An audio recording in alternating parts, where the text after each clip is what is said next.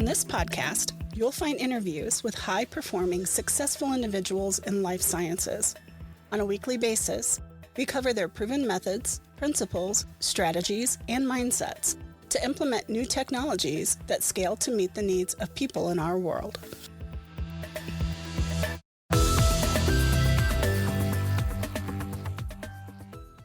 Good morning. Welcome to Life Science Success Podcast. My name is Don. For those of you who don't know me, I'm a consultant in life sciences. I help companies manage complexity and increase performance. And before we get into today's podcast, I just wanted to quickly mention the new company that we have. So D3 Digital Marketing is helping organizations in our space establish a digital media presence. And so for organizations that are interested, feel free to go to our website at d3dm.com. So today on the podcast, my guest is Karen Lesham. Karen's currently the CEO and a director board member at Ocon Healthcare, an innovative women's healthcare company with a mission to introduce safer intrauterine drug delivery technology to improve and impact women's health and quality of life. Welcome, Karen. Thank you for having me, Don. It's great to be here. It's great to have you. And I noticed the graphic behind you is also like an outline of a woman. Very interesting. Yeah, it was a trial to get, a little bit more feminine kind of approach to our walls in the office. Oh, very nice. Very nice. And so can you just tell us a little bit about yourself? Sure. I always say that I'm currently the head slave here at Ocon Healthcare. Being in this industry, trying to navigate between clinical operations and all the medical stuff and fundraising and getting the best team together and all of the other fun hurdles. Yeah, so I have been here in this position for about 3 years now. I love what I do and I do what I love. We really focus on women's health and more specifically women's uterine health. Throughout our life stages, we are blessed, I could say, with a lot of indications, conditions, pathologies that need specific treatment. And so I'm really happy a company like Ocon exists. Um, yeah, and I'm in the age where the reproductive is done, and now I'm going to enter into a different era. And so also for me as a woman, it's super interesting to learn more about, our bodies and our cycles and, how that works. And to be able to educate the next generation is fantastic. So I feel very privileged to be here and to be also escorted by a ton of really fantastic people that support us along the way. I think it's such an important topic overall. I've interviewed a lot of people inside of life sciences and we don't talk a lot about women's health. And so, and I know there are companies that do focus on it. I know that there are companies that have, kind of aging pipelines of things that they've done as well. And, but whenever I looked at Ocon and the things that you're doing, it seemed very interesting from a lot of different perspectives that I'm hoping that we can dive into as well. Maybe just take a moment and tell everybody a little bit about Ocon. What specifically are you focused on, and what sort of stage are you at this point? So we are a startup. We're based in Israel. We developed a very unique way to deliver drugs directly to the uterus. So in essence, our mission is to really, on one hand, move away from oral therapeutics that have an array of side effects. They have compliance issues, and they're not necessarily the best way of targeting the uterus through the mouth. And so on one hand, we want to move away from oral formulations, but on the other hand, we also want to make sure that devastating procedures, such as hysterectomies to remove the uterus out, are not so common. We want to make sure to treat the target tissue where these indications, pathologies, diseases occur, and also place a device. One of my great colleagues says, set it and forget it. You place a device and it takes care of your condition. And you don't have to worry about swallowing a pill or going into the hospital to get some procedure done. And so these are safer ways. And also the way we do it is we look at the female anatomy a lot closer. So devices that were devised, for the women's bodies, I don't know, they came out 80 years ago, 90 years ago. They don't fit our anatomy. They're from plastic. They twist, they turn, they hurt, they perforate. They're too big usually for the average size of our cavity of our uterus. And so we designed a stent that looks like a little ball. I can show you how it looks like. Looks like a little ball.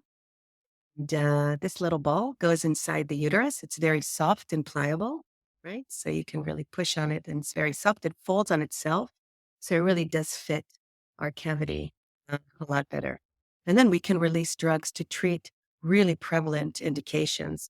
1 in 3 women that suffer from heavy bleeding, 7 in 10 women that will experience a fibroid by the age of 50, 8 out of 10 women of color. These are huge, huge unmet needs. 1 out of 10 suffering from endometriosis, even though today it's believed to be even 1 out of 6. And so these are very prevalent diseases that we want to cater to. Yeah, the unfortunate thing from an endometriosis standpoint is that the time to diagnosis is also like 7 years, right? So it's really unfortunate in terms of, the suffering that women go through all the way up to the point of actually figuring out, that, hey, look, you have endometriosis, this heavy bleeding that you experience and pain every month isn't normal. And, it's great that somebody has something for focusing in on that. Yeah, I'm very optimistic. We don't deal on the diagnostic side, but because now, women's health has become a topic of conversation, there's a lot more education around it. So I'm very optimistic as time goes by and a lot more people hear about the different pathologies and indications. They know to ask, is this, my indication or can you rule out that it's not? So I'm excited to have conversations like these in the media to make sure that women are aware that there are, issues out there, not to normalize our pain, not to normalize our bleeding or any experiences that we have. So, in terms of like your career journey, what was it like? In now being CEO, what was your career journey like to become the CEO of Ocon? So with Ocon specifically, I stumbled across this area. Before Ocon, I was in ophthalmology for about 15 years, dealing with eye disease. Um, I can't tell you that it was more or less interesting. It was very different. It wasn't gender focused in any way. Mm, But I've done life sciences since I remember, my career path. And I've done a lot in the clinical and preclinical and a lot of fundraising, of course, and business development. And so I stumbled across Ocon here. I came to really help the company organize its strategy around some of our products. And it turned out that the board really wanted to make a change. And so we've done a full restart. We really gave the company a good chance. And I told the investors, this company's great. The IP is so strong. You'd be crazy to shut it down. Get a CEO that knows how to do strategy. We need to go to the US. And so 3 months later, I found myself with this job. And 3 years later, with an additional maybe 20 kilos. Oh, That's how much good. fun it's. Yeah. Yeah. Yeah, I did notice. I mean, a nice sized team, right? You have as well at Ocon, and it looks to me like you're working on 3 independent things. So maybe we should, just kind of tell listeners a little bit about. One of them looked like it was birth control. The second one was more endometrial ablation, and I honestly can't remember right at this moment what the third is. But that's my mental summary. So sorry.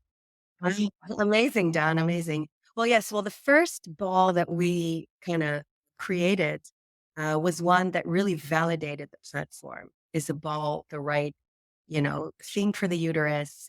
Can doctors use it? Will women wear it?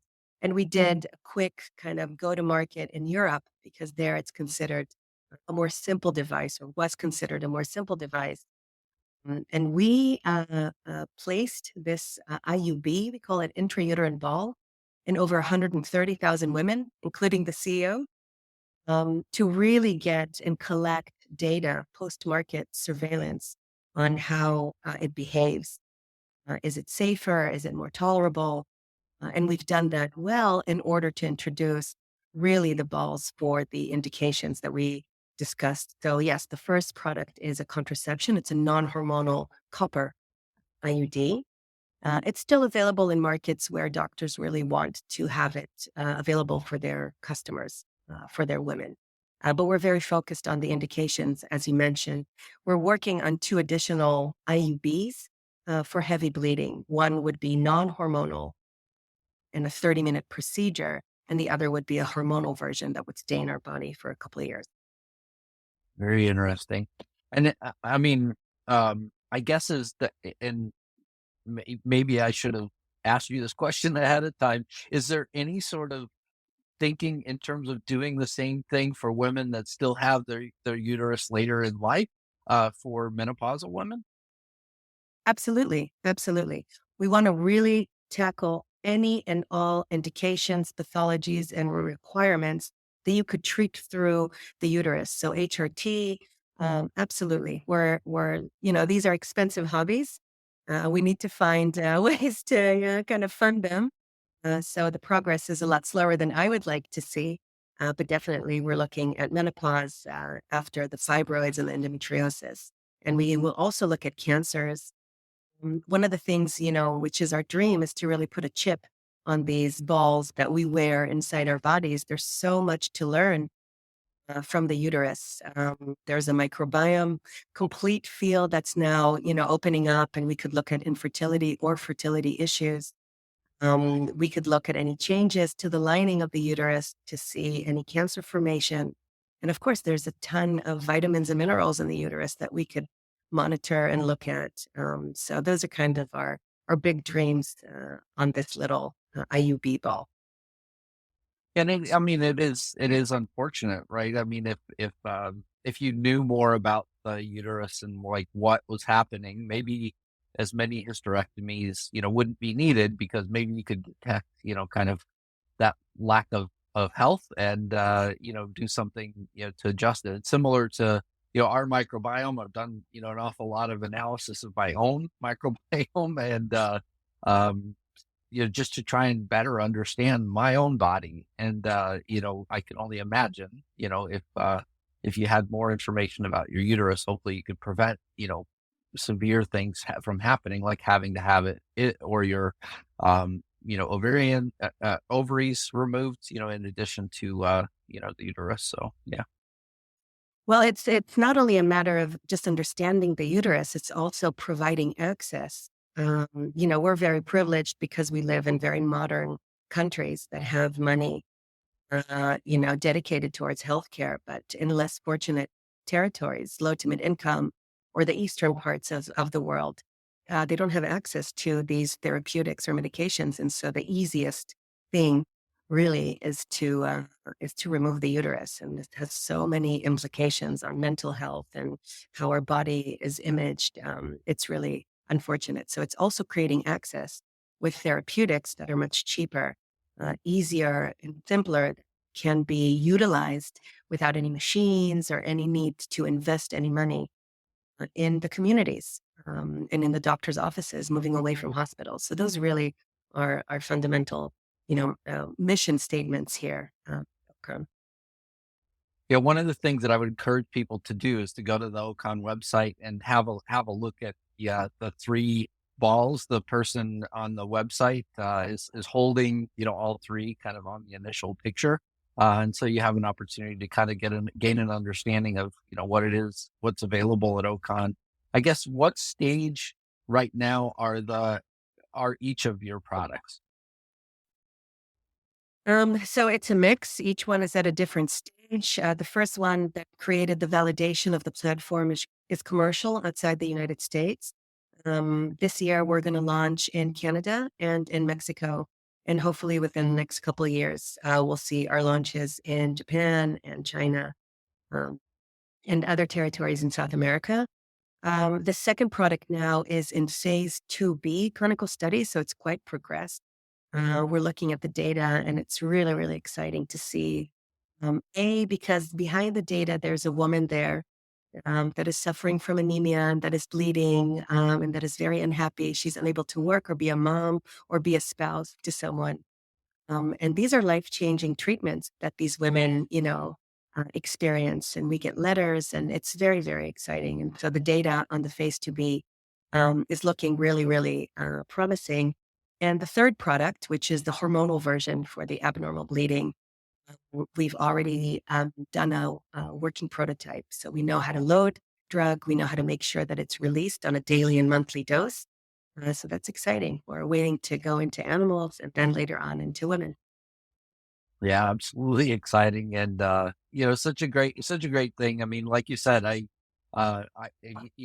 know from being around women that have experienced, kind of the impact of endometriosis in the past. That up to weeks before their cycle starts, they could be experiencing severe pain and having to lay on the couch and things like that to just sort of um, you know, hopefully stem the tide until the point where the pain goes away and that they could function again for, most of another month. So it's really unfortunate. And it would be great to have another treatment available in the marketplace. I agree.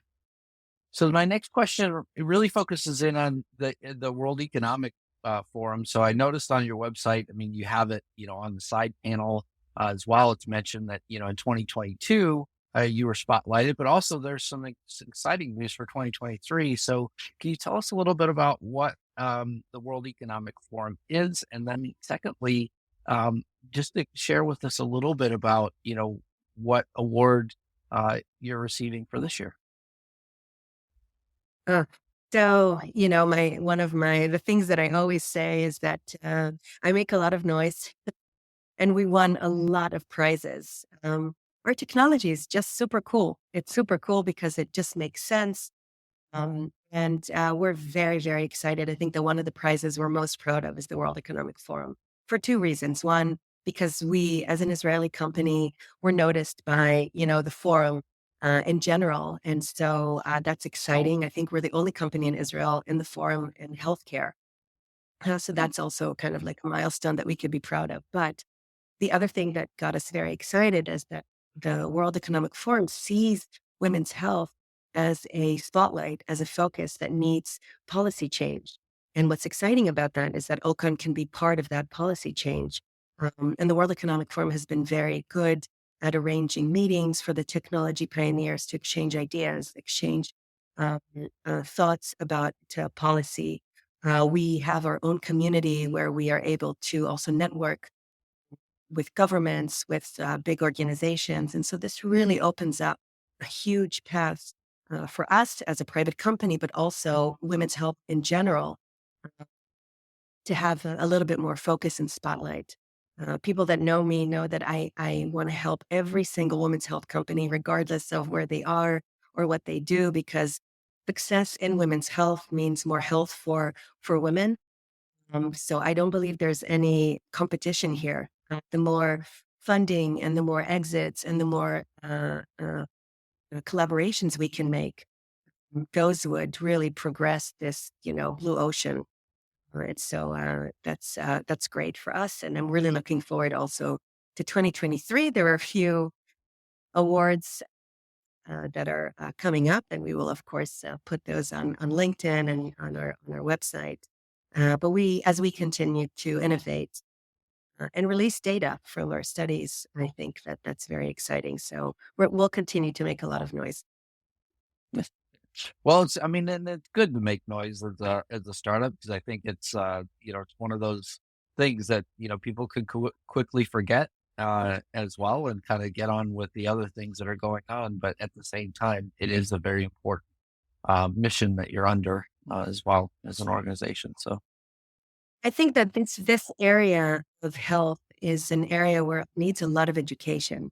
Even us as women need a lot of education on our own bodies and our own symptoms. Today I was thinking that between me and Ocon and some of my management and team members, we have over 20,000 followers on LinkedIn. Can you imagine those 20,000 people have an additional 40, 50, 60,000 people that follow them? Well, we are able to educate really quite easily just by bringing these discussions up to where they need to be. So very privileged, really very privileged to be able to be part of this innovation. Yeah, and I didn't know that you had that sort of following, but always interesting because as I approach 10,000, I keep getting closer and closer to that number. Like, well, I wonder when it'll cross, overall. But it's great to have more and more people, sort of in your pool and in the sphere of influence that you have, and that you can communicate with at least, and Yeah. share the story. So that's great. What are the biggest challenges that you face right now at Ocon? I always say this, Sarah, the biggest challenge is funding. Women's health has now been uh, in the spotlight, but I think that still mm, in this industry, the check sizes are very, very small. And they're okay if you want to do a digital app, if you maybe want to bring forward a diagnostic. But when you really look at therapeutics and a platform of therapeutics, that's expensive. Clinical studies are expensive. The regulatory pathways are expensive. And so we don't need a few millions, we need tens of millions. And for that, we need the bigger venture capitalists to kind of step in, where they're more focused on later stage opportunities and opportunities in the brain and cardiology, in cancer. They still don't see OBGYN or gynecology focused startups as something that would be as big as, unfortunately. And so that's our daily fight is to get funding and to get, really these programs funded. That's our biggest hurdle. Other than that, the data looks good. The team's great. We get so much support from women, from doctors. So that's really one of our biggest hurdles. Yeah, it really seems to me like there's a distinct opportunity with your organization as well. I mean, given the fact that you have, positives, state to be clinical data for your second device, is one example. But yeah, I'm always interested to hear these stories as well, because to me it sort of points to the need of acceleration in capital, but also just an understanding in the space. And it's funny because I've had two conversations now with newly formed, I would say, VC firms where they're talking about really accelerating the pathway for a lot of organizations, and one will be interviewed in the next month or so. So I think there's a real opportunity to sort of just talk about what is the funding pathway for a lot of organizations? Why does it always have to be, so slow? We also see a lot of people that invest that don't really understand the space. And so, that's another concern of mine. It's somebody that normally helps, companies, grow. I don't want to help them grow only to see them sort of get killed off in the end. Um, it doesn't really help. And it's turns out to be a waste of, overall time, for everybody. So there's a real opportunity for organizations that do understand the space and that are passionate about some of these treatments as well. So whether men, lead it or women lead it, to me, the funding is important for all of these organizations. So critical. Sure. Well, I read last year that only 4% of all the money invested in startups went to women. That's a little shocking. I never see myself as a woman. I see myself as a professional. And so I've Right. never done this gender kind of, uh, competition even. But that's a little sad, right? It's a little sad on the one hand. And on the other hand, we raised $10 million, I think, in the last year or so. And the biggest check was 1 million. Can you imagine? So these are all Wow. smaller people that just want to come behind this great innovation and to say, we're here for you. Here's $200,000, $250,000. Even through LinkedIn, I've had people come in and say, you know what, we love what you do. Here's a little boost. And imagine how hard it is to invest or to recruit that type of money from small little checks. It's really, really, really burdensome. So I'm very hopeful that we get more traction in women's health, more exits, more funding. And that's why I make time to really help entrepreneurs in the space um, with introduction to investors, introduction to, some of the players in the industry to make sure that we really are all on the map. My next question is, what are the biggest opportunities for OCA? So I think partnering up with global players that can really size up and create value. Uh, at the end of the day, we're an amazing R&D hub, but we don't have the commercial capabilities of some of the bigger, players in the industry. So I think that's a huge advantage for a player to put their hand on a device that would act as a platform, and they could put on their own drugs. They could choose, different drugs, the drugs that we're working on. So it really gives them a huge opportunity to have almost like a toolkit for doctors to have one system that they can introduce into the uterus to treat a different number of diseases. Yes, very important as well. So my last three questions, I ask every guest, what inspires you? Um, I don't know, the sun coming up inspires me. I can tell you that the things that, really come close to heart is the fact that I have a little girl and I want her to have options. I see my team, which is 85% women, work so, so hard every day.